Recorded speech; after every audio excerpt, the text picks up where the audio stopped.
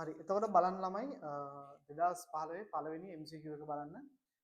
පළවෙනි එකේ ඔයගොල්ලන් අහනවා ශුද්‍ර ජීවීන් සෑම විටම හරිද?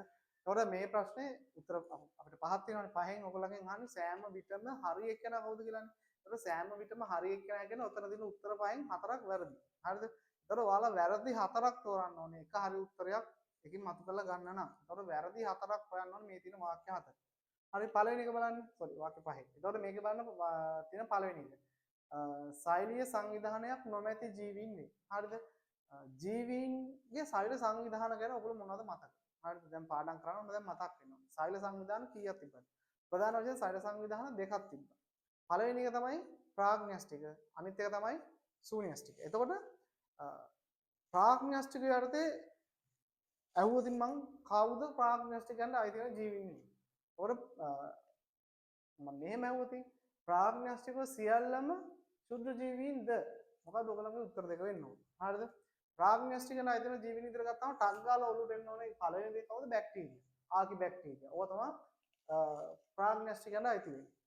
ඊට පස්සේ මේ ප්‍රාග්න්‍යෂ්ටික සියල්ලම ශුද්ධ ජීවීන්ද? ඔව්. ප්‍රාග්න්‍යෂ්ටික සියල්ල ශුද්ධ ජීවීන් තමයි.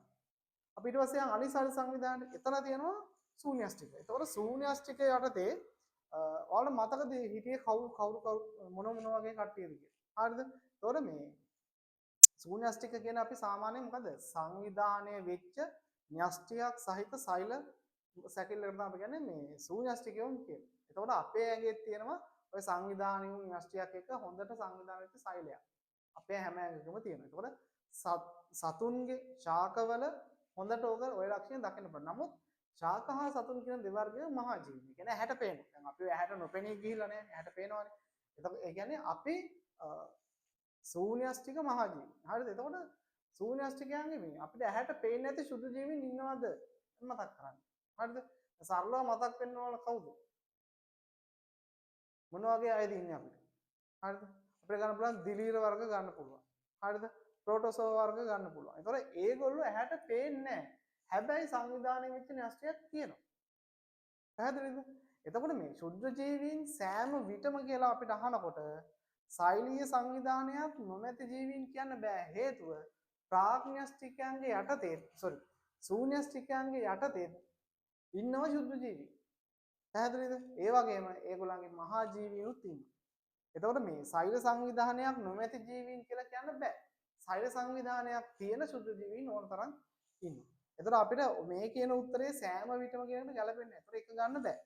හරිද? අපි යන් දෙකට පියවියසට නිරීක්ෂණය කිරීමට නොහැකි ජීවීන් වෙයි. හරි? ඔන්න ඔය ප්‍රශ්නේ සහ ඔය උත්තරේ. හරිද? ඔය පියවියසින් නිරීක්ෂණය කිරීමට නොහැකි කියන එක මේ නිතර ඇහෙන එක. හරිද? මොකද ඒ පියවියසින් නිරීක්ෂණය කිරීමට බෑ කියන එක ඇතුලේ කිසිම අමුතු අර විද්‍යාත්මක වචනයක්වත් එහෙම එන ගැම්මක් වෙන කිසිම දෙයක් නැහැ. පැහැදිලිද? ඒතර ළමයින්ට හිතෙනවා මේක මේ නිකම්ම වචන ටික ගන්න මේක එන්නේ නැහැ කියලා. පාඩම් නොකරපු ළමයින්ට එහෙම හිතෙන්න පුළුවන්. පැහැදිලිද? හිතලා ඒක එකක් වැරදි කියලා ගහන්න පුළුවන්. නමුත් අපි ශුද්ධ ජීවියෙක් කියන එකේ අර්ථදැකීම කියන්නේ 0.1 මිලිමීටරට වඩා අඩු. ඒතර අපේ ඇහි තියෙන සංවේදීතාවය තින්නේ මිලිමීටර 0.1ට වඩා වැඩි වුණොත් විතරයි තැන් දෙකක් විතර අඳුර ගන්න පුළුවන් හැකියාවක් අපිට තියෙනවා. ඒතර ඊට වඩා මේක පොඩි හින්දා මේ සත්තු හැමෝම පොඩි නිසා මෙයාලව පියවියසින් අපිට ඇත්තටම නිරීක්ෂණය කරන්න බෑ. දැන් එහෙම වුණා නම් මෙහෙම බලනකොට මේ බැක්ටීරියා පියාඹන හරි ප්‍රාග්නස්ටිකාරයෙන් දුවනවා. එහෙම වෙන්න පුළුවන්. ඒක එහෙම වෙන්නේ නැහැ. කියන්නේ අපිට මෙයාලව නිරීක්ෂණය වෙන්නේ නැහැ. ඒ කියන්නේ පියවියසින් නිරීක්ෂණය කරන්න බැරි අයට තමයි අපි කියන්නේ ශුද්ධ ජීවි. හරිද? දැන් අලියට ශුද්ධ ජීවියෙක් කියන්නේ නැහැ නේ කවුරුවත්. අලිය ඇහැට පේනවනේ උන් මහා ජීවි. හරිද? එතකොට මේ කියන විදිහට පියවියසට නිරීක්ෂණය කිරීමට නොහැකි ජීවීන්ට තමයි අපි ශුද්ධ ජීවීන් කියන්නේ. ඒක හැම වෙලාවෙම ඕකේ. හරිද? එතකොට ඒක තමයි හරි උත්තරේට එන්න ඕනේ. අපි බලමු තව තියෙනවද කියලා. 3. ශුද්ධ ජීවීන් කියන අයට හැම වෙලාවෙම සංවිධානය වූ න්‍යෂ්ටියක් නොමැති ජීවීන් වේ කියලා. දැන් අපි කල්ලොත් කතා කරා සංවිධානය වූ න්‍යෂ්ටියක් නොමැති ජීවීන් කියන්නේ ප්‍රාග්න්‍යෂ්ටික. ඒතකොට ප්‍රාග්න්‍යෂ්ටික නම් සියල්ලම ශුද්ධ ජීවීන් තමයි. හැබැයි මේ ශුද්ධ ජීවීන් කියන කොටසට අයිති වෙන්නේ ප්‍රාග්න්‍යෂ්ටික විතරක් නෙවෙයි. අන්න එතනයි තියෙන්නේ. තේරුණාද? එතකොට මේ ශුද්ධ ජීවීන් කියවහම ප්‍රාග්න්‍යෂ්ටික විතරක් අයිති වෙන්නේ නැහැ. ඒ කියන්නේ අපිට ශූන්‍යෂ්ටිකවත් අයිති වෙනවා. හරි. එතකොට මේ කියන කතාව හරි. එක කොටසකට හරි. පැහැදිලිද? සම්පූර්ණ අපි බැලුවාම හැම සුදු ජීවි කියන්නේ මුළු සුදු ජීවි සෙට් එක දිහාම බැලුවොත් මෙයා කොටසකට විතරයි හරි. සම්පූර්ණ කැලලටම හරි නෑ. ඒ හින්දා මෙයාව අපිට අයින් කරන්න සිද්ධ වෙනවා. ඊට පස්සේ බලමු 4 විවිධාකාර පරිසර තත්ත්වයන්ට සාර්ථකව අනුවර්තනය වන ජීවීන් වේ. හරි.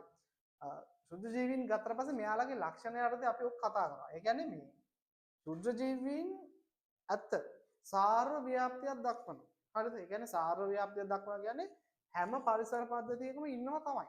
හරිද? ඒ කියන්නේ අපි තුන් මෙහෙම ආන්තික පරිසර. මොකද ආන්තික පරිසර කියන්නේ දැන් මතක් කරගන්න. හරිද? ආන්තික පරිසරයක් කියන්නේ මොනවද? හරිද? කියන්නේ සාමාන්‍ය ජීවියෙක් ඉන්න සුදුසුයි කියලා හිතන්න පුළුවන් සාමාන්‍ය පරිසර තත්ත්වයක් කියන්නේ උෂ්ණත්වය මෙන්න මේ ගන්න. හරිද? පරිසරයේ ආම්ලික භාෂ්මිකතාවයක් නැහැ. හරිද? ඊට පස්සේ තව මොනවද තියෙන්නේ? අධික සීතලක් නැහැ. උණුසුම එහෙම නැහැ. ගානට හිතකර තත්ත්ව තියෙනවා. ඒතකොට ඔය වගේ හිතකර පරිසර පද්ධති විතරක් නෙමෙයි මේ ලෝකේ තියෙන්නේ. හරිද?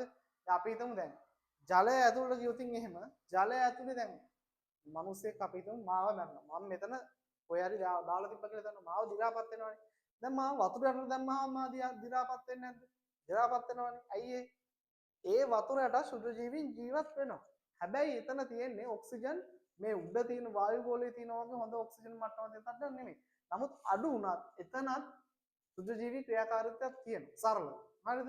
ඒත් මේ වගේ විවිධ පරිසර පද්ධති ගත්තට පස්සේ අර ආන්තික පැත්තට බර පරිසර පද්ධති වලත් සුදු ජීවීන් ඉන්නවා. හිටියට සාමාන්‍ය පරිසර මට්ටමේ ඉන්නෝ වගේම ලොකු ප්‍රමාණයක් ඒවල නැහැ. ඒතකොට ඒ කියන්නේ ආන්තික පරිසරයකට හුරු වෙච්ච කොටසක් ජීවීන් යම් ප්‍රමාණයක් ඉන්නවා. හරිද? අපි ගත්තොත් තාපකාමී බැක්ටීරියා ඉන්නවා. හරිද? ඒතකොට ආන්තික ලවණකාමී බැක්ටීරියා ඉන්නවා. ඒ කියන්නේ ලවණ සහිත පරිසරයක ඒගොල්ලෝ. තාපයට හිතකර පරිසරයක තාපකාමී අය. උදාහරණයක් විදිහට ගත්තාම අපි හිතමු ගිනි කඳු වලින් යන එක නැත්නම් උණු දියුපත් ආශ්‍රයෙන් යන ඒ වගේ පැත්තක නැත්නම් ඒ වගේ ප්‍රදේශයක ඉන්න පුළුවන් කට්ටියක් තියෙනවා. ඒතර අපි මෙහෙ මේ ශීත පරිසරය නැත්නම් මේ සාමාන්‍ය එකක ගිහලා ඒ පැත්තට ඇවිත් ඉතින් එහෙම ඌට එහෙ ඉන්න බෑ. දැන් උදාහරණයක් විදිහට හිතන්න ඔයාව අරන් ගිහලා කොහේ හරි හිම වැටෙන තැනක ඔය තියෙන සාමාන්‍ය දිවිම තියා තියෙනවා. ඉන්න පුළුවන්ද? බෑනේ. නමුත් අප දැන් සීත රටක හුරු වෙච්ච අයට ඒක දැන් අපිට එන්න සීතලක් කියලා දැනන්නේ ඒගොල්ලන්ට ගාණක් නැහැ. ඒගොල්ලෝ නෝම. තේරුණාද? දැන් ඔයා හෙට යනවා මට විශේෂ ඇඳුම් පැළඳුම් අරන් මේ ඕනේ. සුදු ජීවි වෙනවා දෝ අරගෙන එහෙම යන්නේ නැහැ. يعني එයාලට එහෙම රැකෙන්න බෑ.